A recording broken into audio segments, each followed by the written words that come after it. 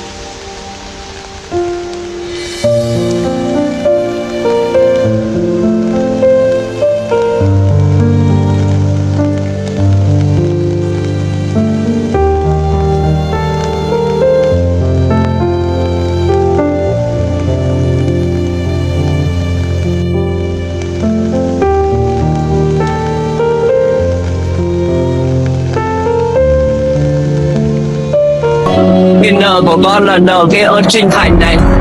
Cha mẹ cho cái thân này, con nghe Đức Thế Tôn bảo làm như thế này trả được ơn sinh thành này, con cũng đi, con cũng để trả cái thân mạng này cho cha mẹ con. Chạm này cái nợ này rất là to đó, con phải trả đó. Con ông này con trả được, con tin.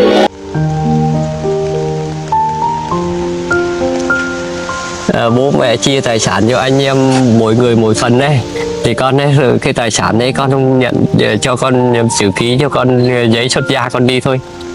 Con xin cái giấy xuất gia thì họ cũng không muốn đồng ý, nhưng mà đến khi mình thuyết phục họ bằng những cái lời trong Phật dạy với cái sự hiểu biết của mình đấy, rồi họ cũng vui vẻ đồng ý cho mình thôi. Nhưng mà con cũng đi như thế này, nói chuyện với thưa anh với mọi người chứ, mong để trả cái ơn sinh thành. Chẳng hạn như giờ con nghe Đức Thế Tôn dạy nói là làm như vua á, để cũng phụng dưỡng cho cha mẹ, bỏ trong cái cung điện rồi hầu hạ như thế, vẫn không trả nổi được cái ơn sinh thành dưỡng dục, nhưng mà làm theo cái lời Phật dạy này trả được.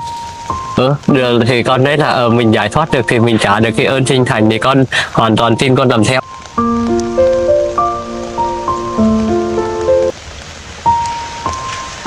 Ôm đống tiền rồi vẫn khổ. Cho dù anh ngồi trên đống vàng rồi vẫn khổ. Anh bữa sau nếu mà không tin, bữa sau mà anh đi hỏi những cái người mà giàu có, những cái người rồi họ coi họ có thấy hạnh phúc không, nhưng mà họ kể cả ngồi trên đống vàng, có người ngồi trên đống quyền chức như vua rồi vẫn khổ. Con ngày xưa cũng tưởng đi làm có nhiều tiền được hạnh phúc, nhưng mà không phải. Biết là thì ra là cái sự hạnh phúc là không phải nhiều tài sản, nhiều quyền lực hay là nhiều cái gì mình đạt được hạnh phúc, mà hạnh phúc là mình không có cái gì cả. Mình chỉ thấy họ ai cũng tham cả, mình không tham nữa, mình đứng mình không có cái gì nữa, mình thấy mình vui vẻ. Con thấy cái điều đấy. Tại vì họ có nhà như thế này, con không có nhà, con không có cái gì cả. Tôi hẳn cái chỗ nào mình nó hôi hôi đó, rồi mình nghĩ rồi thấy qua đêm rồi mai mình đi mất thì mình cũng thấy nếu mà có cái nhà này là con phải ở đây để con coi nhà chứ không họ phải. Nhưng mà giờ con đi đâu có coi đâu, anh đấy con không có coi cái gì, không có sợ mất cái gì nữa. Kể cả cái thân của con đây mà giờ con bỏ do mình sợ chết, mới sợ họ đánh đập. Nhưng mà giờ mình không sợ chết nữa, chả sợ họ đánh đập nữa. Mình đấy, tại vì giờ con cũng chán lắm.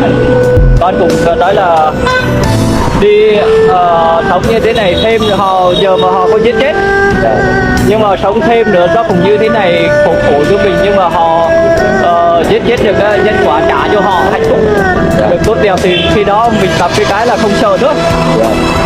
Nhưng mà nói thì nói thế, nhưng mà trong tâm mình hắn vẫn sợ hãi, vẫn chưa khắc phục được. Con vẫn biết, tại vì mũi chích vẫn khó chịu với lại nhiều thứ, nói chung là phải con vẫn biết để có cái thời gian tập luyện nhiều thì hắn mới được, nhưng mà mới được một vài ngày là không được. Có phải tập nhiều, tập liên tục đi. Rồi năm ngoái con gặp thầy là tới nay nữa đúng 1 năm rồi đó. Gần 1 năm rồi. Con thì phân nguyện đi như thế này suốt đời rồi, con nhiều.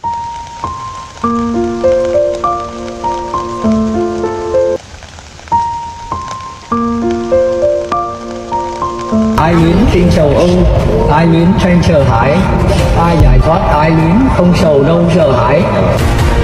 từ khi Phật, từ khi Pháp, từ khi Tăng này, từ hành trì, từ giữ giới, từ tu hành để nói với người khác giữ giới tu hành nữa.